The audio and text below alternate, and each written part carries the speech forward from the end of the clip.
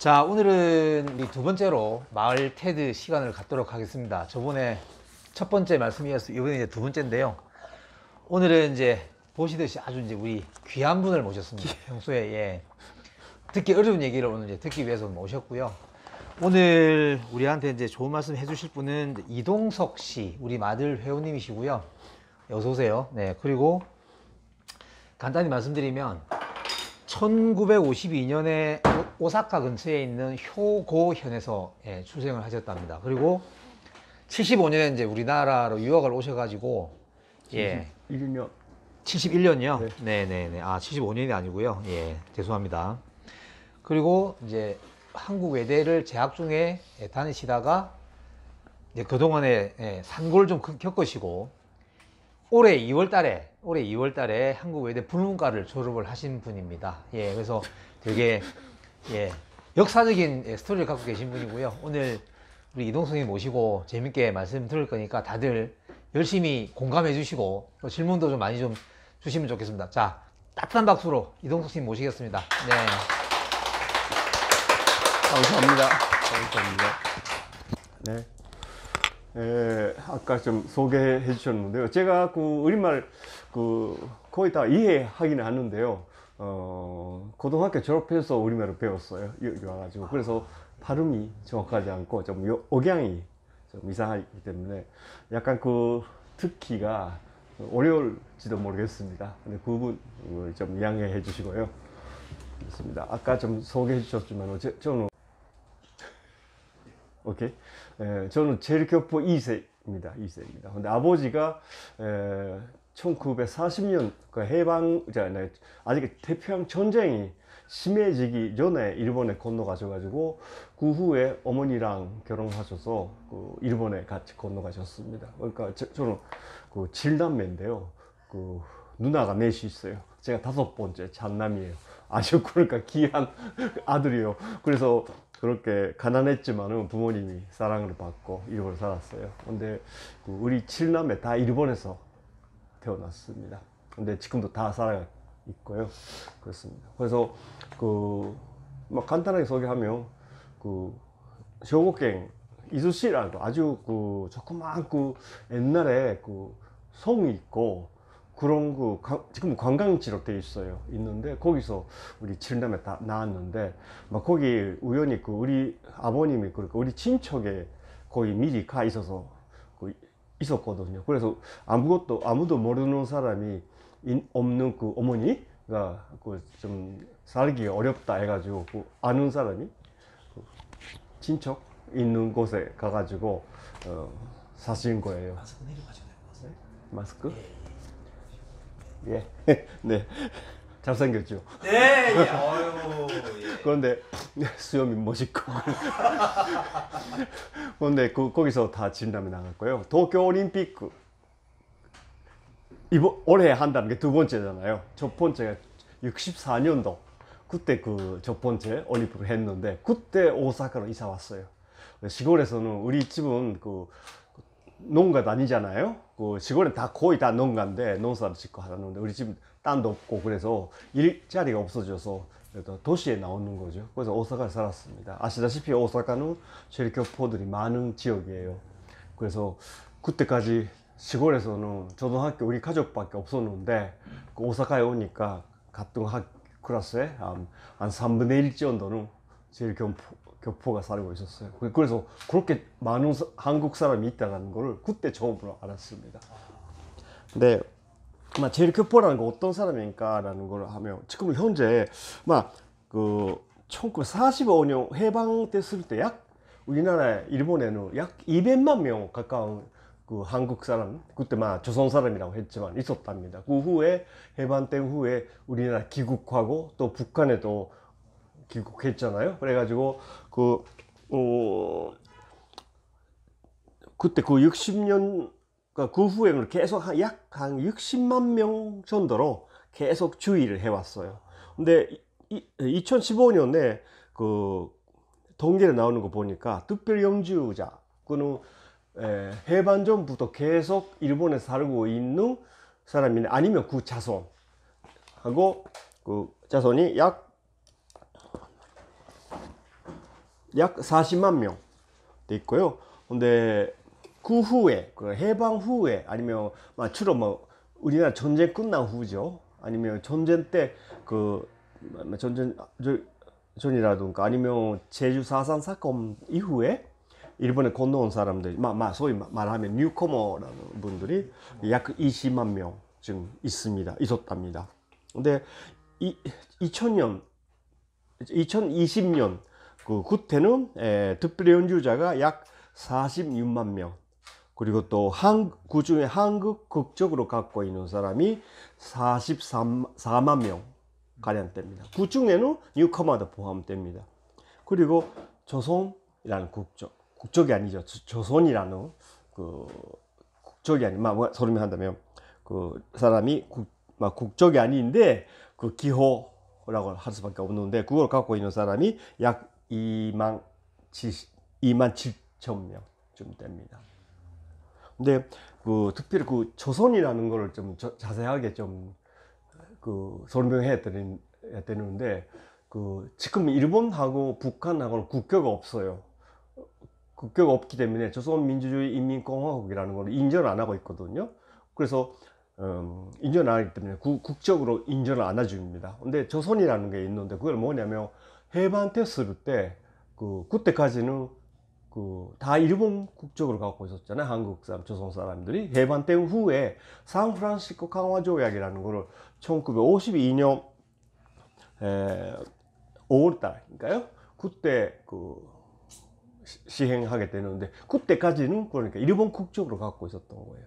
근데 제가 52년 4월 5일생이에요. 그러니까 제가 약 한 달 가량 일본 국적으로 소유하고 있었던 거로 됩니다. 근데 물론 그거는 제 아버지나 어머니가 일본 사람 싫다, 일본 국적 싫다, 한국 사람 바꾸겠다 해서 그렇게 되는 거 아니라 모든 사람이 자기 의사 관계없이 원래 있었던 조선 우리 반도 출신 그리고 대만 출신자는 식민지였던 사람들은 원래 무주를 돌려요. 근데 그때 그게 아직까지 우리나라는 대한민국도 없었고 정식적으로 국교가 일본하고 없었고 또 조선민주주의 인민공화국도 없었기 때문에 전에 있었던 조선으로 된 거예요. 근데 그 후에 1965년인가요? 박정희 정권 때 한일회담 해가지고 한일협정 맺었잖아요. 그때부터 한국 국적이라는 걸 인정해 주는 거예요. 그래서 일본에 있는 사람이 대부분이 남쪽 출신자예요. 북쪽에 있는 사람은 중국이나 소련 그쪽으로 갔고요. 남쪽에 있는 사람이 일본에 가서 일하러 갔고 그렇게 했거든요. 그래서 대부분이 남쪽 출신이기 때문에 대한민국하고 국교를 맺은 후에 한국 국적으로 선택하게 되는 거예요. 네, 조선 쪽에서 한국 국적으로 많이 바꿨죠. 근데 그때 한번 일본에 제가 고등학교 때, 중학교 때부터 아주 아시다시피 일본에는 청년이라고 조선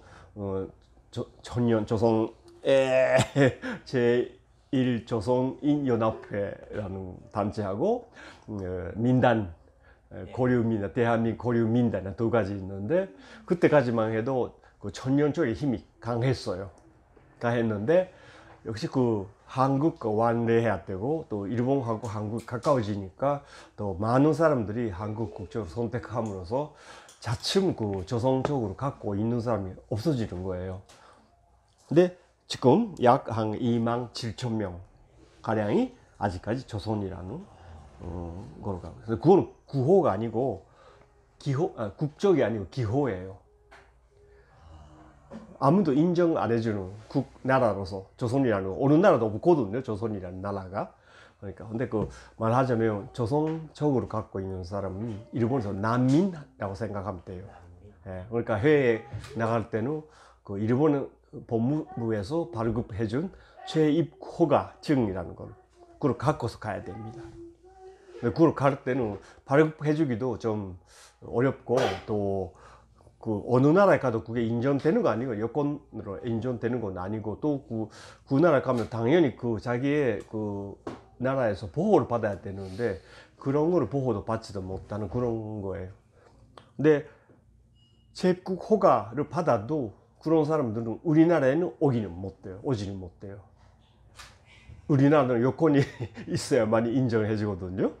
그래서 올 수 있는 거는 다만 그 임시 여권이라는 거를 우리나라에서 내주면 그거를 받고 한국에 올 수가 있어요. 그러니까 우리나라에서 그 서울 올림픽이라든가 뭐 그 평창 올림픽 있었을 때 일본에 있는 그 조선적으로 갖고 있는 사람 방문하겠다 하면 그런 때 특별히 허가를 해주고, 아니면 그 선묘당 그런 데서. 근데 그것도 정권이 줘야 돼요.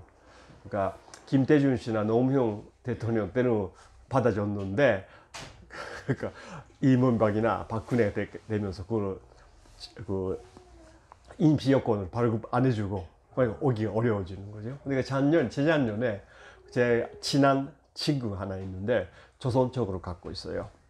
근데 그 아이들은 다 한국적으로 바꾸었거든요. 근데 둘째 아들이 일본에 간 한국 유학생을 알아가지고 결혼한다 해가지고 결혼식으로 한국에서 했어요. 근데 뭐 아이들은 한국적으로 바꿨지만은 제 친구는 아직까지 조선이었어요. 근데 그때 조선 그 임시 여권 받아가지고 우리나라에 결혼식 한다고 왔거든요. 그 문재인 정권 하였기 때문에 가능했지만, 만약에 박근혜였으면 그게 자기 아들 결혼식도 못 했을 거예요.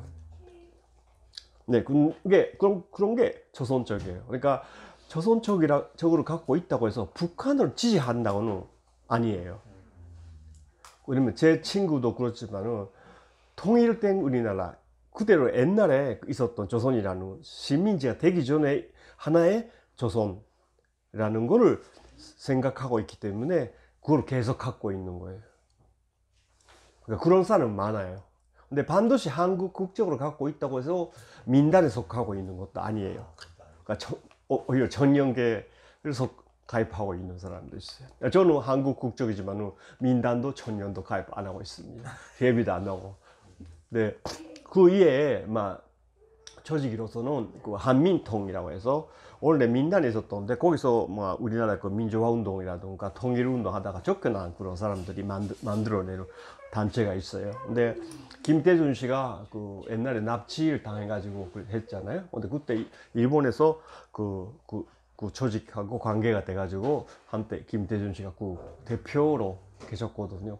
그런 관계로 지금도 그 조직이 반공 단체로 그러니까 우리나라 대법원에서 그렇게 판결이 나왔거든요. 그래서 거기에 속해 있는 사람은 그 한국에 여권이 안 나오고 오기가 어려워요. 근데 3년 전에 그 3.1운동 100주년 기념 때 다 되고 신청해가지고 많은 사람이 임시 여권 받아가지고 한국에 왔어요. 그렇지만 그 한민통의 그 위원장은 여권이 안 나왔어요.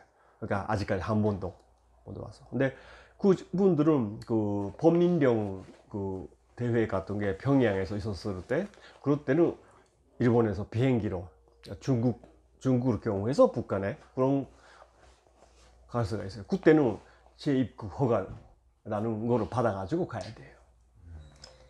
근데 우리 집에 제가 결혼해가지고 저하고 아들이 둘이, 아들이 서른 몇 살쯤 돼가지고 지금 결혼해가지고 집 나가고 있는데, 내 식구 중에서 저만은 북한에 못 갔고, 내 처는 그 가족이, 그러니까 오빠가 있어요.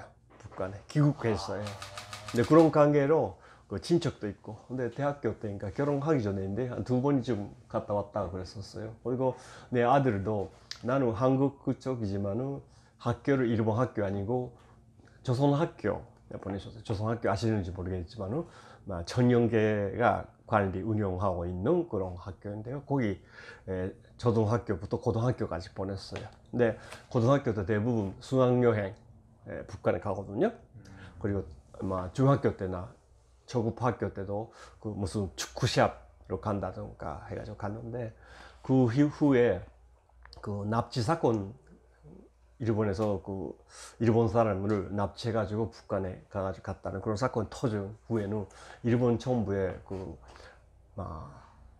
못 가게 하는 허가를 안 내줘가지고 수학여행 가기도 좀 어려워졌고, 그리고 또 대포도 미사일을 발사하잖아요.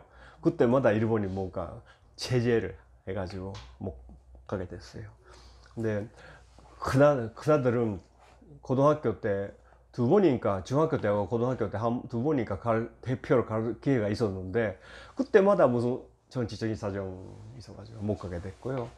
근데 대학교 졸업해가지고 두 번 갔다 왔다고 그래요. 근데 둘째 아들은 막 초등학교 축구 대표하고 고등학교 3학년 때 수학여행을 갔다 오고 그렇게 했었어요. 근데 저번에 못 갔어요.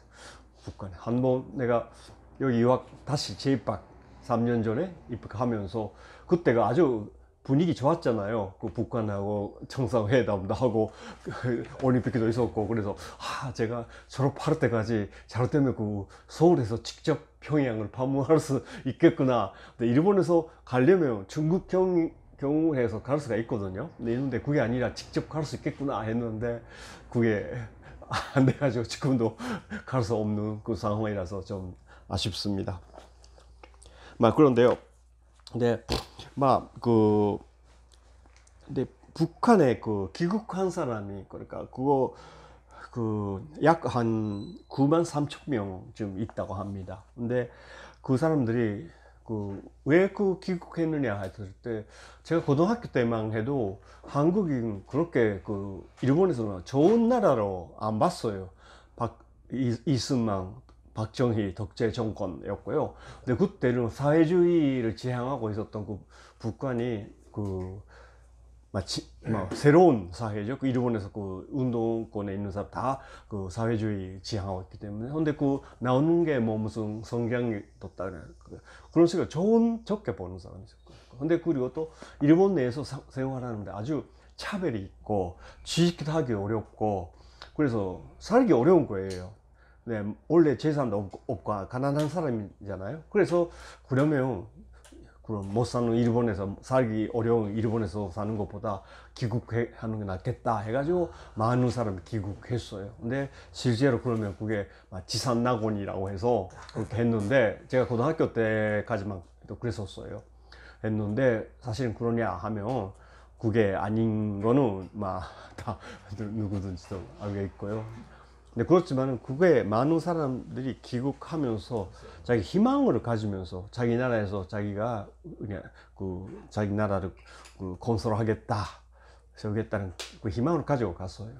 근데 그렇게 되지 못한 사람이 많이 있고요. 근데 내 처의 오빠도 그렇게 해서 갔거든요. 근데 처음에는 아주 어려웠던 모양입니다. 그 후에 왔다 갔다 할 수가 있게 됐어요. 일본에서 적십자 통해서 간다던가 만경봉호라고 배가 있거든요. 지금은 안 다녀요. 안 다니는데 못 들어오게 하는데 그걸 타서 완례를 했는데 그러니까 장모님도 갈 수 있게 된 후에 몇 번 가셨어요. 근데 그때 항상 돈을 물건 옷 같은 거, 약 같은 거, 근데 일본 돈 가지고 가는 거예요. 근데 그 돈으로 받으니까 거기서 살 수 있다라는 것도 사실이에요. 근데 그런 게 여유가 있는 사람은 좋은데 아무도 일본에 없는 사람, 보내주는 사람이 없는 사람은 조금 생활이 어려운 것 같습니다. 네. 근데 그러면 제가 프랑스에서 한 6개월 좀 불어를 배우기 위해서 갔는데 불어를 배우지도 못해가지고 그냥 관광만 하고 왔는데요. 거기서 가면 제가 한국 사람이다 하잖아요. 한국 사람이요. 그런데 일본에서 태어나고 일본에서 산다 하니까 그러면 일본 사람이네요? 네. 라는 그런 식으로 이해한다면. 근데 그거를 유럽 사람은 이해를 못해요. 왜냐하면 출생지주의거든요. 근데 프랑스에서 태어나면 태어났을 때는 이중 국적이잖아요. 근데 20살이니까 몇 살이 될 때 자기가 선택할 수가 있는 거예요. 근데 그렇게 해서 그렇게 되는 거예요. 근데 그때까지는 여권 2개 가질 수도 있고 어떤 때 한국 사람이 있는데 제가 알게 됐는데 그 사람은 여권 2개 갖고 있어요. 프랑스 여권하고 한국 여권. 근데 프랑스에서 나올 때는 프랑스 여권을 쓴답니다. 그러면 쉽게 나올 수 있으니까 자기 나라에서는. 근데 한국 입국할 때는 한국 여권을 보여준다. 그러면 출소 안 쓰고 내국인이기 때문에 쉽게 나갈 수 있고 그렇게요. 그러니까 두 가지 여권도 따로따로 쓴다. 옛날처럼 도장을 안 찍거든요. 이게 지금 출입국 옛날 출국할 때 도장 찍고 지금 그 돌아올 때도 나갈 때도 도장 찍고 하는데 요즘은 도장 안 찍어요. 그러니까 도장이 안 남거든요. 그래서 뭐 그 한다는 사람인데, 근데 그거를 그렇게 생각하기 때문에 제가 뭐 아버지 때부터 2세, 3세, 제가 지금 손자 있는데 손자 4세잖아요. 4세까지 있어서 한국 국적이에요, 계속. 또 지급받는 것도 외국인이에요. 완전히. 그러니까 요즘 유럽이나 미국도 그렇지만 태어나서 그렇게 하게 되면 국적은 아니라도 똑같은 지급 국민하고 다 해주거든요. 연금이라든가 뭐 보험이라든가 뭐 그런 거, 학교 교육비라든가 그런 거 다 해주는데 일본에서는 그게 아닌 거예요. 어디까지나 외국인이에요. 그러니까 특혜로 해주는 거예요. 그러니까 일본에서도 교육을 우리는 받을 수 있는 권리가 있는데 일본 사람 다 돈지가 오고 다 그렇거든요. 초등학교 입학할 때. 근데 다 무료로 해주는데 우리는 물론 고등학교까지 무료 일본 학교 다니거나 그렇게 하면 무료인데 부탁해서 입학하는 그런 형식으로 돼 있어요. 그러니까 입학 신청을 해야 돼. 의미가 없는 거예요. 의미 교육은 일본에서는 일본 사람한테 있는데 우리에게는 교육의 의미가 없는 거예요. 그러니까 그래서 학교에 갔는데 지금 제일교포 중에 대부분이 한 90% 정도는 80% 정도는 일본 학교 다닙니다. 근데 일본 학교 다니게 되면 거의 다 일본 이름을 쓰고 다니고 있고요. 근데 나머지는 학교가 있는 곳은 조선 학교하고 한국계 학교예요. 근데 전후에 조선 학교를 만들었을 때는 처음에는 국어 강습소라는 형식으로 시작해가지고 제1본 조선인연맹, 그때 지금 천년의 전신이었던 그런 조직이 학교를 만들었어요. 그런데 1948년에 그 학교를 인정을 해줬거든요. 근데 48년에 GHQ 미군이 그거를 금지 폐쇄명령이 나왔어요. 그래서 한신 교육 투쟁이라 가지고 오사카, 고베, 오사카 중심으로 많이 싸웠는데 거기서 뭐 총에 맞아 가지고 어떤 중학생 죽은 그런 일도 있었습니다. 그래서 그 후부터는 학교에서 인가가 안 되고 일본 학교 내에 있는 조선어 클래스 교실 그런 식으로 되어 있었어요. 근데 그 후에 다시 천년이 조선 학교를 만들었어요. 근데 계속 만들었는데 일본에서는 지금 고등학교 수업 무료예요. 무상화 됐거든요.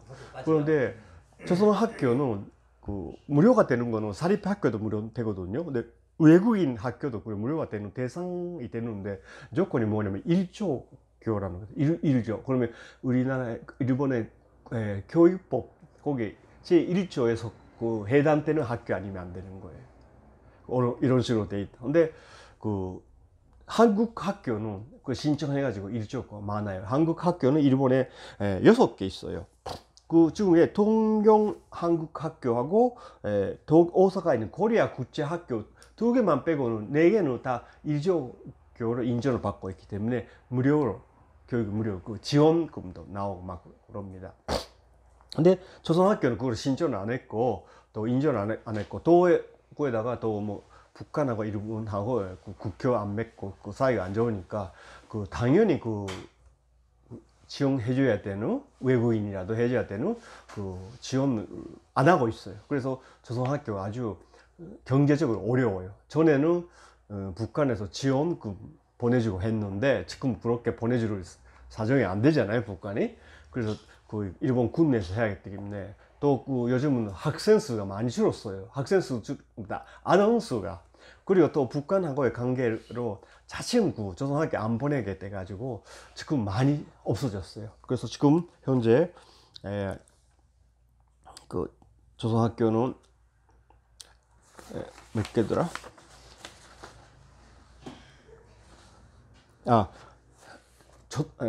조급학교부터 대학교도 있어요. 하나 도쿄에 있는데 다 합쳐서 98개. 그러니까 많이 있는 거죠. 한국 학교가 6개밖에 없는 거에 비하면 15배 좀 있으니까. 근데 그 학생 수는 5천 명 가량밖에 안 돼요. 근데 특히 많은 거는 오사카나 도쿄에 있습니다. 근데 오사카는 특히 많았는데 뭐 제가 결혼해가지고 이쿠노라고 해가지고 제일 동포가 제일 많이 사는 지역에 살고 있는데 거기서 계속 결혼해가지고 한 40년, 30년 이상 살았는데 그때만 주변에 많이 전국 학교 있었는데 차츰차츰 하나씩 없어지는 거예요. 근데 지금 오사카에 전국 학교가 두 개인가, 오사카시에는 두 개인가 밖에 없어요. 두 개인가 세 개밖에. 근데 내 손자가 내 아들이 조선학교 나오고 대학교는 일본 학교 갔어요. 근데 내 며느리도 조선학교 나오고 대학교 일본 학교 나와서 대학교에서 동아리에서 만나서 같은 고등학교 나왔지만 며느리는 내 아들을 알고 있었던 모양인데 아들은 몰랐던 거예요, 재학 중에. 근데 아르게 돼가지고 결혼했는데 그래서 둘이 다 아들을, 그러니까 손자를 조선학교 보내겠다 하는데 지금 사카이라고 해서 오사카 저 남쪽에 있는 시인데 그거 100만 명 넘는 시거든요. 그런데 거기에다가 있었던 학교도 없어졌어요. 그러니까 조금 먼 데 좀 가야 돼요. 내년에 입학하는데 근데 어떤 애가 학생 수가 얼마나 되냐 했더니 지금 3학년 학생 없고요. 근데 다음 내년에 입학하는 거는 셋이에요. 다 초등학교 다 합쳐도 열 몇 명밖에 안 돼요. 근데 그러니까 1학년부터 1학년하고 3학년하고 같이 합방해가지고 하고 그런 식으로 수업한대요. 그런 식으로 했었어요. 근데 내 아들 오사카는 시는 조금 더 많은데 저국 학교 다녔을 때 클래스가 2개 있었거든요. 그러니까 20명 정도 가량 있었어요. 그러니까 서로 축구 시합을 할 수 있었던 거예요. 근데 그거를 지금 조선학교에서 못하는 거예요. 근데 자칫 없어지고 앞으로 어떻게 되나라는 건 근데 경제적인 이유도 있고 그렇게 되어 있습니다. 근데 한국 학교는 물론 한국에서 지원이 있어요. 학교에서도 그러니까 한국에서도 교사도 보내주기도 하고 그렇게 하기 때문에 그런 걱정이 없는데 그것 때문에 일조교라는 건 뭐냐면 일본에서 정해진 규칙을 지켜야 되는 거예요. 그러니까 일본 사람이라도 입학하겠다면 거부를 못 돼요. 한국 학교도. 그러니까 어떤 형사에 나오냐면 동일교 있잖아요. 거기에 속해 있는 사람들 자기 자식을 한국 학교에 보내기도 해요. 그런 게 나옵니다. 근데 선생님도 일본 사람도 받아주기도 하고 그런 형사에 나옵니다. 그러니까 과목도 원래 일본에서 문교부죠. 우리나라에 정해져 있는 과목을 이수해야 돼요. 그런 식으로. 근데 물론 조선학교도 거의 다 일본 학교하고 똑같은 내용 수업을 해요. 다만 없는 거는 우리나라 역사라든가 국어 그런 거는 일본 학교에 없지만은 수학이나 영어나 그런 거 다 거의 다 똑같이 하거든요. 그래서 조선학교 고등학교 졸업해서 일본 대학교 갈 때도 거의 지장 없어요. 오히려 일본에 있는 별로 안 좋은 고등학교보다 훨씬 공부를 열심히 하거든요. 그러니까 해마다 군립대학교 에서 합격하기도 하고 그렇게 했고 또 한국 학교도 체일교포보다 요즘 일본에 출장을 가가지고 몇 년 동안 일하는 자녀들을 보내는 경우가 많아요. 그래서 그런 학생들은 공부 잘해요. 학교에서 경제적인 여유가 있고 교육 열심히 하는 그런 애잖아요, 대부분이. 그러니까 체일교포들보다 그런 학생들이 공부를 많이 하니까 따로 있다는 거예요. 공부 잘하는 애 그래서 약간 체일교포로서는 불만이 있다고는 합니다. 그래서 중학교까지 보내다가 고등학교는 일본 학교 보내는 그런 사람도 있고 그렇다가 합니다. 그리고 또 그 위에는 그러면 하나의 권리여서 시간이 되나요? 네, 괜찮아요. 선거권 문제가 있잖아요. 선거권이요? 예. 어떻게 생각하세요? 우리 체일교포는 어떤 선거권이 있다고 생각해요? 안 줄 것 같은데요? 그러니까 어디 가요? 예? 그러니까 일본이 안 주는 겁니까? 아니 한국이 안 주는 겁니까? 일본이요. 그러니까 일본은 안 주죠. 안 주죠. 그러니까 일본에서는 어떠한 선거권도 없어요. 지방선거권도 국회의원도 그렇고, 물론 일본 대통령이 없으니까 국회의원밖에 없는데 뭐 지역 선거권 없어요. 근데 한국에는 한국 선거권은 있어요. 근데 그것이 몇 년도 생겼더라? 2007년에 그때까지 없었는데 제일교포가 헌법 위반이라 해가지고 소송을 일으켰어요. 우리나라에서. 국민인데 왜 선거권이 없느냐 해서 그걸 이겼거든요. 그래서 선거권이 생겼어요. 근데 다만 국정선거, 지방선거권은 없는 거예요. 그러니까 이번에 서울시장 선거 있었잖아요. 그거는 없는 거예요. 근데 대통령 선거권이 있는데 국회의원 선거권은 비례대표만. 그러니까 지방선거권은 없는 거예요. 근데 어떤 우리나라의 헌법학자가 일본에 와가지고 강의를 좀 해줬을 때 들었는데 유럽의 어느 나라 뭐 스페인인가 어딘가 그게는 해외에 있는 국민에게도 똑같은 피선거권도 있고 선거권도 있다는 거예요. 그러니까 인구에 맞게끔 해외 대표 국회의원 식으로 그렇게 하고 줄마다 할 수가 있고 그렇게 할 수가 있다는데 제일교포에게는 피선거권은 없는 거예요. 선거권만 있고. 근데 그것도 국회의원 지방선거권하고 대통령 선거권. 그러니까 지난번에 문재인 대통령 선거 때는 갑자기 탄핵 때문에 갑자기 선거했잖아요. 준비 기간이 모자라 가지고. 근데 만약에 4월 22일 날 선거를 한다면 4월 11일 정도까지 마감 끝내버리는 거예요. 일본에서는. 그래서 그거 정리해가지고 한국에 보내겠다는 건데, 근데 그게 안 됐던 거죠. 이번에 문 대통령 선거할 때는. 그래가지고 결국 일본에서는 투표를 못했어요. 시간적인 여유가 없어가지고. 근데 그런 일이 있습니다. 근데 그것도 뭐가 있냐면요. 한국 여권으로 가지고 있어야 돼요. 그러니까 우리나라 주민등록증이잖아요. 보여주는 게. 그게 일본에 있는 사람이 그거 없거든요. 주민등록증. 근데 그러면 일본에 있는 외국인 등록증이라는 게 있어요. 근데 그걸 가져가면 안 되냐 했더니 그거는 일본에서 발급하는 증명서이기 때문에 안 된다는 거예요. 그러면 일본에 있는 제일교포 중에는 한국 여권을 안 가지고 있는 사람이 있어요. 우리나라도 그렇잖아요. 그렇다면 그 여권을 안 가지고 있다고 해서 선거권 안 준다 하면 좀 그게 안 되는 이상하지 않은 거잖아요. 근데 그러면 다른 방법으로 좀 생각해야 될 거고, 또 선거를 할 장소가 대사관이나 연사관이에요. 그러면 오사카의 경우는 오사카에 연사관이 하나 있거든요. 그러면 그 주변 관사에 교토나 고베나 아니면 시코쿠 그런 때도 오사카까지 투표하러 와야 돼요. 근데 투표하기 전에 선거인 명단에 신청을 해야 돼요. 근데 한번 가서 신청을 합니다. 여권 가지고 외국인 등록증 그런 거 가지고 신청하고. 그러면 통지가 와요. 언제. 근데 그거 가지고 또 다시 가야 돼요. 근데 그것도 공간에서 하기 때문에 평일이에요. 일요일이나 토요일은 안 합니다. 그래서 투표율이 아주 낮은 거죠. 그래서 몇 %인가다? 그러니까 2012년에 박근혜가 됐던 때죠. 그때 제일교포의 투표권을 가지고 있는 사람이 약 46만 명쯤 됐답니다. 그 중에는 뉴카마도 있어요, 물론. 원래 해방 전부터 살고 있었던 그런 사람이 아니라 요즘 뉴카마가 많으니까 그 중에서 투표한 사람이 2만 5천 명, 약 5.5%밖에 안 되는 거예요. 그 중에는 뉴카마가 많아요.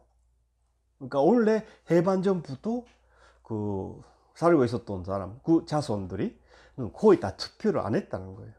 안 했다는 것보다 근데 왜 안 했느냐면 거의 다 일본말밖에 모르잖아요. 정보가 안 들어오는 거예요. 일본 뭐 신문에 그런 게 안 나오잖아요. 우리나라 투표를 누가 어떤 공약을 세웠다는. 근데 민나라에서 그런 거 다 일본말로 해주고 막 그렇게 적는데 그렇게도 안 해주고.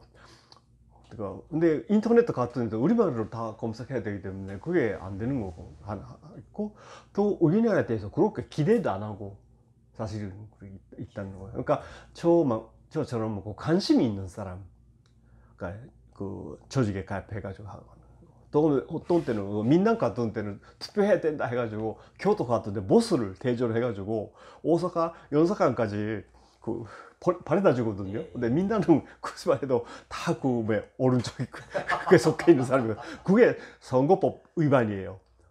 우리나라에서 하면 거기까지 조직이 동원시켜가지고 투표하라 해가지고 데려다 주는 거예요. 근데 그런 거를 다 하고 있는 거예요. 하고 있어요. 그러니까 대부분이 그러니까 투표권이 거의 행사를 못하고 있다는 거고요. 또 하나는 조선적으로 갖고 있는 사람들은 그거는 투표권 당연히 없는 거죠. 근데 제가 그 한국에서 오는 그 대학 교수한테 물어봤어요. 우리나라는 북한을 우리나라의 북한 사람 우리나라 국민이라고 생각하고 있잖아요. 그렇잖아요. 근데 북한에서 한국에 오면 그 투표권 주잖아요. 그렇잖아요. 근데 북한에 있는 사람은 투표를 못하는 거는 행정력이 미치지 못하기 때문에 그 투표를 못하는 거잖아요. 근데 일본에 있는 조선적으로 갖고 있는 사람들은 일본 내이기 때문에 투표하려면 할 수가 있는 거잖아요. 그러면 조선 사람, 조선적으로 갖고 있는 사람도 우리나라 투표권을 당연히 줘야 되는 거 아니냐 라는 질문을 했어요. 그랬더니 교수가 해가지고 지금 그 복잡하니까 그 문제를 좀 나중에 밀어넣읍시다 했는데, 나는 그렇게 그 생각하고 있어요. 네, 그거는 제일교포가 그런 거예요. 근데 제 개인적인 이야기인데요. 제가 오히려 그 제일교포보다 제가 어떻게 한국에 왔나 그런 게 가지고 있는데, 제가 72년도에 그 해가 뭐냐면 박정희가 김대중 전 대통령하고 그 박정희 삼성 처리하겠다 대통령 선거. 예, 지금까지 우리가 평소에 잘 듣지 못했던 일본 내 그주민들에 대한 얘기를 이제 사장님이 말씀 잘 들었고요. 이제 지금부터는 한 20분 정도 동안 궁금하셨던 부분들 질문하시면서 이렇게 좀 서로 좀 알 수 있는 그런 시간 가졌으면 좋겠습니다. 예. 그럼 제가 먼저 질문할 테니까요. 그 다음에 이제 방청석에 계신 분들이 질문 좀 해주시면 좋을 것 같습니다. 저는 이제 궁금한 게 좀 개인적인 부분이 좀 궁금한데요. 71년에 이제 한국으로 유학을 왔다고 말씀하셨잖아요. 오시게 된 계기하고 오셔서 어떻게 이제 생활하셨는지 그런 부분 좀 말씀을 해주시면 좋을 것 같습니다. 예. 아까 좀 저 이야기 했는데요. 저는 일본에서 나서 일본 학교 계속 다녔거든요. 오사카에서 온 후에도 일본 학교 다녔어요. 근데 중학교 좀 가니까 오사카에 제일 교포가 많은 거예요. 그래서 나는 그렇게 많은 걸 몰랐어요. 우리 가족밖에 몰랐는데 한국에서 한국 사람이 많은구나 알게 돼갖고요. 그래도 나는 일본 이름으로 학교 다니고 있었고, 또 일본 사람 계속 산다는 것보다 한국 전혀 모르니까 있었는데, 고등학교쯤 되니까 뭔가 그게 아닌데 라는 걸 내면적으로 느끼게 되는 거예요. 뭔가. 근데 그 중학교 3학년 때가 외국인 등록증이라고 해서 우리나라 주민등록처럼 해야 돼요. 거기 가면 지문 나름 해야 돼요. 새까만 거. 근데 그런 것도 가서 했거든요. 근데 그거는 일본에서 범죄자에게만 지문으로 나름 하지. 그러니까 어쩌면 굴욕적인 그런 거예요. 근데 그런 거 좀 어린 그 중학교 때 그런 경험해야 했고, 그래서 그런 부정적인 다른 일본 사람 되겠다는 계속 있었는데, 고등학교 좀 되니까 뭐 여러 가지 생각도 하고. 근데 그 시대가 조금 일본에서는 학생운동도 활발했고 60년 후반이라면 안보 투쟁으로 그런 시기였거든요. 근데 학교 안에서도 그런 모임도 있었고, 그래서 점점 그렇게 아닌데 그러면 내가 어떻게 해야 되냐, 그러면 나는 한국 사람이 될 수밖에 없겠다, 조선 사람이 될 수밖에 없겠다라고 생각하면서도 어떻게 하면 좋은지. 근데 친구도 없고 아는 사람도 없고 그래서 궁금했어요. 근데 오늘은 4월 29일이잖아요. 근데 일본은 오늘 휴일이거든요. 근데 왜 휴일인지 아시는 사람이 있어요? 여기 공휴일인데 쇼와 전왕이 생일이었어요. 근데 죽었으니까 지금 쇼와의 날이라고 해가지고 따로 했는데, 그날은 일본 학교 쉬는 날이에요. 노는 날인데 조선 학교는 안 쉬어요. 근데 그 학교 견학이라는 게 포스터가 어딘가 붙어 있었어요. 조선 학교 견학 오라고. 근데 제가 그게 몰래 부모님한테 말 안 하고 몰래 혼자서 갔어요. 근데 가가지고 견학했는데 근데 일본 학교에서 오는 사람, 일본 사람도 오고 제일교포 일본 학교 다니는 사람도 오고 일본 선생님도 오고 그래서 교류를 했는데 어떤 그 교류회에 있었을 때 어떤 제일교포 학생이 자기소개 근데 나락해서 망설이는 거예요. 자기를 어떻게 소개할까? 이름 어떻게 소개할까? 근데 우리말 하나도 모르는데 근데 겨우 막 자기 이름은 알아요. 한자로. 할까 하면서 뭐 순서가 계속 오잖아요. 오면서도 결국은 서서 일본 이름으로 일본 학교 다니고 일본 사람처럼 소개했어요. 했는데 조금 있으니까 다른 제일교포가 일어서서 소개하면서 난 참 창피하지만 그 일본 학교 다니고 있는 그 제일교포입니다. 동포입니다. 조선 사람입니다. 라고 막 당당하게 얘기하는 거예요. 근데 같은 나이인데 너무 그 차이에 내가 너무 그 뭔가 실망했다는가 하는 거예요. 나에 대해서. 그래서 그때부터 좀 안 되겠다라고 생각해가지고. 근데 그 사람도 나중에 그 사람하고 이야기해서 그 서로 알게 돼가지고. 근데 모임이 좀 오라고 해서. 근데 그 전용계 모임이었어요. 근데 가기로 했거든요. 근데 그게 안 되겠다 해가지고 그걸 했는데. 근데 학교에서 그렇게, 학교에서도 그래도 상의하는 사람이 없고 있는데, 초등학교 때부터 같은 클래스에 있었던 그 제일동포가 어느 날 갑자기 와가지고 나한테 와가지고 나한테 조선문화연구회를 만들자. 우리도 민족 의식을 갖기 위해서 그런 동아리를 만들어가지고 활동하자 하는 거예요. 고3 2학기 때였어요. 그래서 좋겠다 해서 그게 만든 거예요. 근데 그게 전혀 산하에 있는 아닌데 학교에 있으니까 관계 없는데 천령하고 관계가 있는 그런 조직이었어요.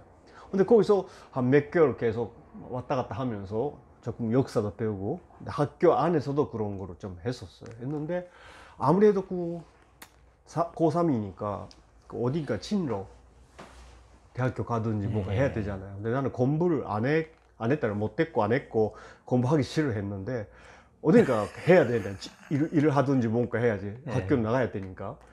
근데 그때 우리말 좀 배우자. 어딘가 한국의 민다니까 어딘가에서 유학생 모집하는 광고를 보는 거예요. 그래서 유학하겠다 해가지고. 근데 그것도 부모님한테 몰래 유학 시험 보러 가고. 근데 그거는 형식적인 거니까 누구든지 갈 수가 있는 건데. 그래서 허가가 나오니까 그때부터 여권 신청해가지고 그래 하려고 했는데 부모님한테 이야기 안 했기 때문에 갑자기 내가 하니까 부모님 너무 걱정하시는 거예요. 근데 부모님이 그 전해에 해방 후 처음으로 우리나라를 다녀가셨군요. 예. 근데 조금 그런 이야기도 해주셨기 때문에 한국이 좀 가까운 존재로 제가 느꼈던 것 같아요. 근데 그래도 어머니도 처음에는 반대하셨는데 내가 간다 하니까 나중에 역시 그 아들이 자기 나라 거기서 공부하겠다, 우리나라 배우겠다 하니까 기뻐하셨겠죠. 그래서 결국 같이 가겠다 해가지고 그래서 4월 지금도 기억해요. 4월 7일 제가 4월 5일생인데 생일이 끝나고 만 19살 되자마자 한국에 처음 왔어요. 근데 그때가 아까 했던 그 대통령 선거 였고 그래서 1~2년 동안 지금은 없지만은 그 대능에 있었던 서울 사관학교 있고 있는데 거기 있었던 서울대학교 제외국민교육연구소라는 그래서 4월 달부터 12월 달 약 6개월이죠. 우리말을 배웠어요. 근데 그때 제일교포 학생들이 한 해에 한 120명 그 정도씩 유학생 있었어요. 그러니까 대학교 졸업해서 오는 사람도 있고 고등학교 졸업해서 오는 사람도 있고. 아까 같이라고 말씀하셨는데 부모님하고 같이 오셨다 말씀은 아니죠? 어머니하고 같이 왔어요. 어머님하고요? 처음에 내가 아무것도 모르잖아. 내가 혼자 간다 그러는데 영어도 할 줄 모르고 우리말도 할 줄 모르고. 그래서 어머님 같이 오셔가지고. 그때는 나이가 젊으니까 그렇게 겁 없는 거예요. 근데 어머님이 그런데 안 되겠다 해가지고 같이 가겠다 해가지고. 근데 어머니도 아무것도 서울에 처음이에요 그때. 그래가지고 그 숙소도 정하지도 않고 그냥 와가지고 학교 가고 해서. 근데 바로 그 시골에 내려가니까 그때 휴대폰도 아무것도 없잖아요. 연락도 할 수 없고 하니까 내가 왔다 하니까 돈 내가 다 친척이잖아요. 막 두들서고 해가지고 제가 장선이거든요. 그 아버지한테 와 왔다 해가지고. 시골 어디신데요? 경상북도 참외 많이 나오는 송주입니다. 성주요. 성주. 아, 성주. 예, 예, 예. 알겠습니다. 저도 경상도입니다. 아, 그랬어요? 그래서 예. 막 저기는 강원도입니다. 강원도. 그래서 그 하면서 많은 점 했었죠. 근데 아, 그 물론 일본에 있었을 때 그 고3 때 가을에 그 70년도 전태일 씨가 분신 예, 분신고 예, 예. 그런 소식도 좀 조금 관심 알고 있었고 한국에 때도 조금 그런 정보가 있었어요. 네, 그런 네, 게 네, 들어오잖아요. 네, 김지하 네, 예, 씨가 예. 아. 뭐 있었다 오적 있었다든가 막 그런 것도 있고 있는데 근데 와가지고 학생들 시위하는 거를 그 지금 서울 옛날 서울 문리대 대학로에 바로 앞에 예, 예, 예. 서울대 대학병원이 있잖아요. 물리대. 그 안에서 네. 제가 기숙사에 있었어요. 거기서 살았기 때문에 아. 맨날 학교 가는데 그 앞길을 맨날 체류탄 맞아가지고 그래서 학교 다녔거든. 근데 예. 가서 가을에 계엄령 예, 예, 내렸어요. 예. 네. 그래서 많이 했었고 제가 한국 오자마자 5월 달에 제일교포 학생이었던 그 서준식 씨라는 그 형제가 있는데요. 그분이 간첩 사건 크게 보도했거든요. 근데 너무 충격으로 받은 거예요. 그런 거. 근데 저도 그런 게 관계가 좀 돼 있었잖아요. 그때 깊은 관계는 아니지만 뭐 제가 그렇다고 해서 여기 지령을 받고 오는 것도 아닌 것도 아닌데 했고. 근데 가을이 되니까 또 계엄령 내리고 막 가니까. 근데 다음 해를 일본에 있으면서 어떻게 할까 뭐 망설였어요. 한국에 다시 유학 오는 건가 일본에 갈 건가 하다가 그럼 그 다음에 일본을 다시 예, 가셨다 근데 말씀이시죠? 갔다가 방학 갔다가 여기 안 들어오고 그래서 그 아르바이트나 하고 막 같이 하고 있었는데 역시 안 되겠다. 우리나라로 좀 배워야겠다 해가지고 가을에 다시 왔어요. 10월 달인가 오자마자 또 그 뭐야 유신 유신 선포. 학교도 문 닫아버리고 근데 우리 학교는 다녔는데 그랬었어요. 근데 그래서 그 다음에 73년도에 다시. 외국대학교에 프랑스어과 불문과 아닙니다. 네. 프랑스어과입니다. 프랑스과로요? 프랑스어과입니다. 외대니까 외대니까 프랑스어과에 입학했어요. 근데 그때만 해도 서울대나 고대나 이대는 그런 유명한 연대 그런데 유명한 대학교에는 제일교포 학생들 한 몇십 명씩 있었어요. 그렇죠. 근데 외대는 입학했을 때 나 혼자고 또 선배가 둘이 있었고 그 후에 후배가 하나 또 다시 돌아왔는데 4명 있었는데 나는 그 제일교포가 많은 그 학교 가기가 좀 싫었어요. 싫다고 나 그래서 가서 우리 일본말 쓰고 막 그렇게 하는 것도 싫고 또 없는 데서 조용하게 살고 싶고. 그럼 71년도에 서준식 씨 때문에 강제 출국을 당하셨던 거예요? 아니에요. 그냥 돌아가셨어요? 그냥 갔어요. 아무래도 불안하기도 하고 또 그런 데서 계속 내가 생활을 해야 되냐라는 그런 것도 그래서 있어요. 일본 가셨다가 뭐 다시 13년 정치적으로도 불안전했잖아요. 그 계엄령 예. 해서. 근데 알겠습니다. 어떤 날 그 문리대 그 휴교령 내려가지고 군대가 들어왔거든요. 그때 군대 다 맡고 있었을 거 아니에요? 밖에서 전문 앞에. 근데 있는데 학교는 그냥 다녀야 되니까 버스 타고 다녀야 돼요. 근데 버스 표를 해수권 지금처럼 카드를 삐 하면 좋은 시대가 아니니까 10장인 해수권 한 장씩 찢어가지고 그래서 하나씩은 내줘야 돼요. 15원이었어요 버스가. 그런데 해수권 10원인데 그걸 사러 갔는데 그러니까 안에 들어가려고 그래서 안에 수의실에서 팔아요. 들어가려 하니까 군인이 내 가슴에다 총으로 딱 쏘는 거예요. 총을 만져보지도 본 적도 없고 근데 그렇잖아요. 진짜 그렇게 되는 것도 이렇게 본 적이 없는 거거든요.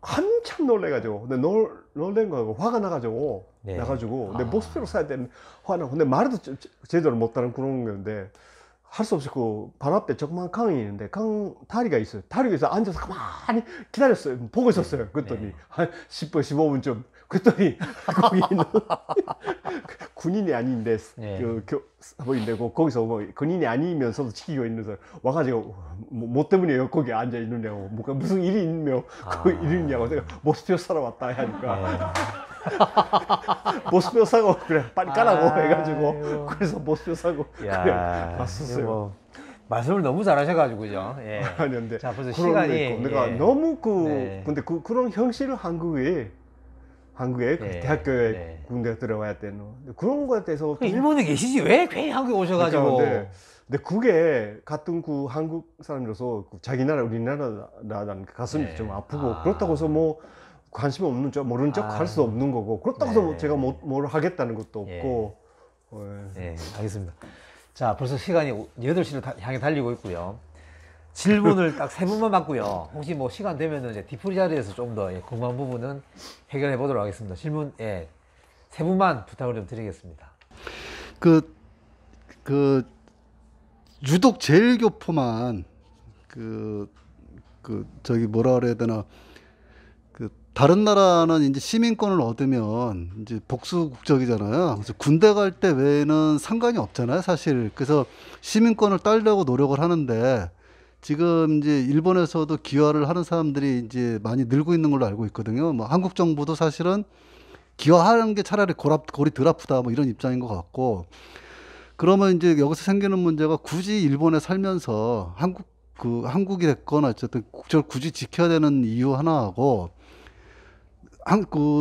제일 한국인뿐만이 아니라 거기는 이제 외국인들이 많이 좀 고통을 많이 당하고 있잖아요. 그래서 연대에서 이제 뭐 예를 들면 조선인이 됐건 한국 사람들이 좀 제일교포가 앞장을 서서 중심이 돼서 뭐 전체 어쨌든 이주민에 대한 운동을 하는 것도 바람직할 텐데 굳이 이 조선인이라고 하는 그러니까 고립된 그 활동이나 뭐 어떤 그 명분을 어쨌든 그런 정체성을 지켜야 되는 그 이유가 있는 건지 그 점을 좀 네, 네, 그런 이야기는 많이 듣습니다. 근데 지금 그 세대가 우리는 2세거든요. 근데 지금 제일교포 세대가 3세, 4세 세대, 뭐 지금 6세까지 있다고 합니다. 근데 아까 했지만 기화하는 사람도 있고요. 근데 그런데 지금 미나리라는 영화가 지목으로 받고 있잖아요. 근데 해외에 우리나라 한국 사람들이 제일 많은 사는 나라가 미국인가? 제일 돈포들이 제이미 돈포도 있고요. 다음에 중국인가요? 그리고 또 소련 아프가니스탄 그렇죠. 근데 일본은 그렇게 많은 건 아니에요. 네번. 근데 그렇지만은 일제 시대 감정기 식민지의 전주국이었다라는 일본이 있기 때문에 그 전후부터 제일 해외 돈포라며 제일 돈포라는 게 주목으로 받고 있었는데요. 근데 1세나 2세는 역시 식민지가 그런 받고 있었던 그 나라다라는 감정이 있기 때문에 1세는 일본에 살면서 역시 일본 사람이랑 외놈하고 같이 살면 안 된다, 동화가 결혼하면 안 된다는 그게 강했거든요. 근데 2세는 그거를 부모님 1세가 가지고 있는 김치 냄새 나는 그거를 피부로 느끼는 거예요. 한국. 근데 3세, 4세 갈수록 그런 냄새가 없어지는 거죠. 근데 거의 일본 사람은 똑같이 생각도 그렇게 돼 가는데, 근데 나의 경우는 그래도 기화할 생각이 전혀 없고요. 근데 그거는 반발로라기보다는 일본이라는 나라가 외국인에 대해서 차별하고 있고 국적을 문제시하고 있어요. 근데 제 생각에는 국적이라는 그렇게 큰 문제가 되는 거라 아니가 생각하고 있거든요. 어느 국적이랑 상관이 없잖아요. 근데 그거는 든든하게 차별을 받지 않고 든든한 권리를 받을 수 있다라는 조건 안에서 어느 국적이나 관계없다고 할 수가 있는 거예요. 근데 일본 정부가 지금 국적에 집착해가지고 일본 사람이 아니면 안 된다. 같은 권리를 받고 싶으면 기화해서 일본 사람이 되라. 근데 일본 사람이 되라라는 거는 원래 민족성이나 그런 거를 버리라는 거예요. 근데 유럽이나 미국이나 그거는 존중해주잖아요. 근데 그게 없는 거거든요, 일본에서는. 그래서 그게 반발하는 거예요. 근데 그렇지만은 지금 3세, 4세 돼가면요, 그런 게 점점 없어져요. 근데 제 큰아들은 그래도 조금 그런 의식이 있고 애들을 초등학교 보낸다 하는데, 둘째 아들은 똑같이 초등학교까지 보냈는데 일본 대학교 나오고, 근데 배우자는 결혼한 사람들은 일본 여자예요. 근데 대학교 때부터 일본 여자하고 사귀고, 그러니까 큰아들은 같이 격보하고 결혼해야 된다라고 해서 동아리에 가서 너 참가하고 그렇게 하고 있었거든요. 막 결혼하기 위해서 하는 거 아닌데 그런 가입하고 있었는데, 근데 둘째는 그게 없어지는 거예요. 거부하는 건 아니에요. 근데 이름도 그대로 본명으로 대학교 다녔고 지금 직장도 그렇게 다니고 있거든요. 근데 그렇게 돼요. 근데 그러면 자연히 일본에 지금 손녀 하나 생겼어요, 작년에. 근데 애는 자연히 그런 사람들은 일본 이름을 짓게 돼요. 근데 일본말 배우게 되잖아요. 그러면 8살 때인가 지금 뭐 국적으로 선택할 수가 있는 자유가 있다는 그 권리가 있다고 하는데, 든든한 권리라고 하는데 그게 든든한 권리가 아니에요. 왜냐하면 그때까지 두 가지 중에 하나를 선택한다면 두 가지를 다 알아야만이 선택할 수 있지. 하나밖에 모르는데 어떻게 다른 걸 선택해요? 일본에서 살고 일본말밖에 모르겠고 일본 사람처럼 살아왔는데 그걸 한국을 선택하라고 해서 어떻게 돼요? 근데 한국을 선택하려면 한국을 선택할 만한 교육을 시켜야 되고 그걸 받아야 돼요. 국가가 보증해줘야 돼요. 일본도 해줘야 되고 한국도 해줘요. 근데 그런 건 아무것도 없으면서 든든한 권리가 있다 하는 거는 내가 아니라고. 그러니까 그 문제, 그러니까 일본에서 그런 식으로 그러니까 한국계 일본이로 앞으로 될 겁니다. 반대해든지 말든지. 근데 그거를 원래 갖고 있는 민족성이랄까 개성이라든가 그런 걸 인정해주면서 살면 되는데 일본은 그게 아니잖아요. 지금도 김치 일본 사람 많이 먹고 좋아하지만은 아직까지 뭐 마늘 냄새 난다더니 뭐 그런 식으로 차별도 하고 또 뭐가 있으면 제득회라는 게 있거든. 제일 조선인을 하는 특권으로 허용하지 않다. 특권이 아무것도 없는데 근데 그렇게 하는데 그런 데서 더 시위도 하고 막 하는데 그런 상태에서 일본 사람이 된다는 거는 나는 내 생각에 허용 안 돼요. 똑같은 든든한 입장에서 정말 자유가 있다. 권리가 똑같이 있다. 네, 선생님 너무 강의 잘 들었고요. 저는 이 제일동포에 대해서 크게 생각해 본 적이 없었거든요.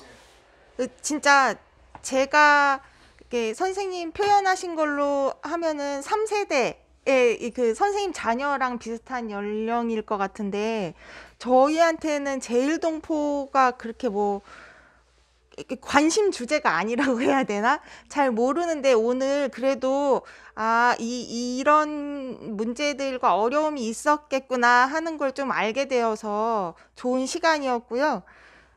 궁금한 게 있는데 특히 난민과도 같은 이렇게 처지에 있는 조선적을 가진 분들이 굳이 그러니까 조선적을 유지하는 이유가 무엇일까? 그러니까 설명은 해주셨죠. 처음에 그러니까 분단 이전에 하나된 조선과 이제 통일된 어떤 그런 것을 지향하면서 계속 조선적을 유지한다고 하셨는데, 그렇다면은 저는 1세대나 2세대까지는 조선적을 유지하는 게 공감이 된다고 생각하는데, 그 가치에 공감해서 3세대, 4세대 그 아래 세대들도 계속 조선적을 유지하는 동포들이 있는지 그게 좀 궁금했었고요. 그리고 이렇게 한국인으로서의 민족성을 인정하지 않는 일본에서 생활하면서 또 교육이나 여러 가지의 권리들을 특혜로 받을 수밖에 없는 아주 분명한 그러니까 이주민으로서의 한계를 갖고 생활하시는 한국 동포들을 위해서 그러면 한국 정부는 어떤 역할을 하고 있는지 그게 좀 궁금했습니다. 네. 아까 조금 제 친구가 아들이 결혼한다 해가지고 한국에서 결혼한다고 왔다가 했잖아요. 그 친구는 아직까지 조선적으로 갖고 있거든요. 2세입니다. 내가 말씀하신 대로 3세, 4세쯤 되면요. 지금 일본에서 취직하고 직장 다녀도 웬만하면 해외도 가야 되고 자주 왔다 갔다 해야 되잖아요. 근데 그게 난민 대우를 받는 재입국호가 그런 거 하나씩 그때마다 받고 가기가 너무 귀찮거든요. 번거롭고. 그래서 특별히 뭐 한국 국적을 선택했다고 해서 나쁜 거는 없는 거니까. 근데 사실은 편리하잖아요. 조선족보다. 그래서 자녀들은 다 거의 다 한국 국적으로 선택하고 있어요. 근데 그런 사람이 내 주변에도 많아요. 근데 결국은 그렇게 돼가는. 그러니까 편리하니까. 근데 그제 고집세우 가서 조선족으로 갖고 있는 사람은 대부분 1세 아니면 2세예요. 네. 아니면 3세도 있겠죠. 있는데 그거는 전용계 뭐 간부라든가 아니면 거기서 일하고 있는 사람들이 그런 사람들이 많아요. 근데 물론 전용계에 가입하고 있어도 한국으로 바꾸어서 한국 왔다 갔다 하는 사람이 많이 있어요. 그 사업도 하고. 근데 조직적으로는 전용에 가입하고 있다. 그런 사람도 있거든요. 그러니까 앞으로 몇 년 동안 이렇게 조선족으로 갖고 있는 사람이 남아 있는지, 근데 그거는 시간이에요. 나 솔직히 말해서. 근데 그렇지만은 나는 내가 만약에 조선족이었다면 나도 바꿀 생각은 없어요. 그들이 있으면 좋겠어요. 그러니까 불편한 것도 있겠지만은 그게 불편한 거는 내가 잘못돼서 그런 거 아니에요. 일본이나 한국이나 그 권력을 갖고 있는 국가나 그런 게 잘못돼가지고 나한테 그런 불편을 주고 있기 때문에. 근데 그렇다고 한국으로 그쪽으로 갖고 있는 지금 조선족으로 바꾸겠다 그것도 아니에요. 근데 일부러 그렇게 해야 되는 이유가 없어요. 그렇게 뭐 한국 쪽이나 조선 쪽이나 뭐 그렇게 뭐 큰 뭐 문제가 있는 건 아니니까. 아직 조선족이 한 27,700명 정도. 예. 근데 그게 그러니까 몇 년 만에 해도 제가 고등학교 때만 해도 몇십만 명 있었는데 없어지는 거예요. 알겠습니다. 예. 또 뭐였죠? 정부의 역할. 한국 정부의 역할. 네, 한국 정부가 뭘 해주고 있느냐라면 내가 실감으로 실제로 못 느끼고 있어요. 근데 많은 학교 같은 것도 많이 좀 세우고 해주면 좋겠거든요. 근데 일본 학교 내에 민족 학교라는 게 있어요. 그거는 일본 학교 내에 다니는 제일 동포들의 자녀들을 방과 후에 일주일에 한두 번씩 와서 우리말 가르치거나 뭐 노래 같은 거 가르쳐주거나 하는데 그거는 제일 동포들이 주로 많이 하거든요. 근데 그거 지원은 시에서 나오는 것도 있고 아니면 세비 내가지고 걷어가지고 하는데 그런 데서도 지원 좀 해준다던가 적극적으로 학교를 못 세운다면 그런 것도 한다던가 그렇게 해주면 좋은데 민단 자체가 지금까지 조금 나아졌지만은 항상 한국의 권력자를 향하고 있는 거예요. 그러니까 박정희, 예? 박근혜, 이명박. 근데 김대중 대통령 이름을 계속 반대 운동을 했기 때문에 지금 와가지고 대통령이 됐지만 그걸 지지한다는 거 대통령 안 하잖아요. 반발하고 있고.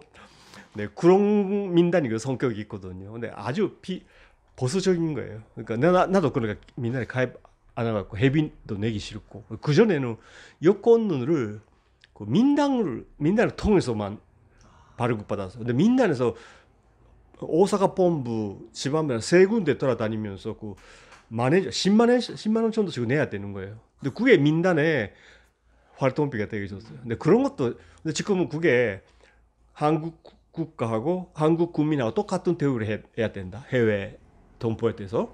그래가지고 지금 그게 금지가 됐어요. 못하게 돼서. 근데 그가 아마 일본에서 받으면 한국에서 받는 여권하고 똑같은 값을 내가 지금 받을 수 있는데 그런 법적인 거라도 조금 정리를 해주고 있고 한일 회담 했을 때 우리가 한국 국적으로 선택하고 특별 연주권 일본에 받았어요. 근데 받으면 한국 국적을 선택하면 군대 가야 된다라고 해가지고 반대를 했는 사람이 많이 있었는데 그게 안 가도 된다. 제일 교포는 혜택이 있어가지고 안 가도 된다 해가지고. 지금도 안 가도 된다. 근데 지금도 계속 했는데 오늘날 갑자기 내가 의무 없는 줄 알았어요. 의무가. 근데 아들이 여권을 일본에서 받았을 때 의미가 있다는 거예요. 의무. 그러니까 우리나라가 똑같이. 해외에 있기 때문에 그게 못 하는 것이지. 그렇지만은 1년에 6개월 이상 한국에 산다면 군대 가야 된다는 거예요. 근데 그거는 그 해방 전부터 살고 있는 제일교포 대상으로 그렇게 생각하는 거 아니라 그 후에 이민 가거나 미국에 가거나 그런 사람 많아졌잖아요. 그래서 깊이 해가지고 해외에 가는 사람 그런 사람 때문에 그렇게 만든 법이거든요. 근데 그런 법을 똑같이 제일교포에다 적용시켜가지고 군대 간다고 해서 우리 한국말을 하나도 모르면서 만약에 내 애가 지금 아직 큰 아들은 그 나이 넘었으니까 안 가도 될 거예요. 37인가 엄청 되니까. 둘째는 아직까지 그 애거든요. 출장 와가지고 여기서 그 회사 다녀야 된다 해외에서 그러면 의미가 생기는 거예요. 그러니까 그런 문제를 세교포에 하는 거거든요. 근데 그런 거를 조금 뭐 좀 생각해 주시면 될 건데 그거는 문제는 제일교포가 그거에 대해서 항의를 안 한다는 것에 대해서도 있어요. 근데 선거권도 우리가 누군가 그 항의를 했기 때문에 그 내는 거거든요. 그러니까 우리나라 해주는 거는 그렇고 또 교육이라는 게 제일 큰 문제잖아요, 애들이. 근데 그런 걸 좀 돈 좀 많이 내고 좀 해줬으면 좋겠다라는 거 있어요. 예, 되게 재밌는 마을 태도입니다. 그죠? 저는 이게 더 재밌는 것 같아요. 예, 오늘도 우리 이동생 모시고 정말 평소에 듣기 힘든 얘기 잘 들었고요. 앞으로 이제 우리 마을 회원분들이 이동생한테 좀 힘이 되는 그런 관계로 이어서 나갔으면 좋겠다는 생각이 들고요. 다음에 기회가 있으면 좀 편안하게 한 번 더 얘기를 좀 들었으면 좋겠다는 생각이 듭니다. 예, 들고요. 오늘 그 귀한 말씀 해주신 이동생에게 큰 박수 부탁드리겠습니다. 예. 수고하셨습니다. 다음에 또 뵙겠습니다. 수고하셨습니다. 예.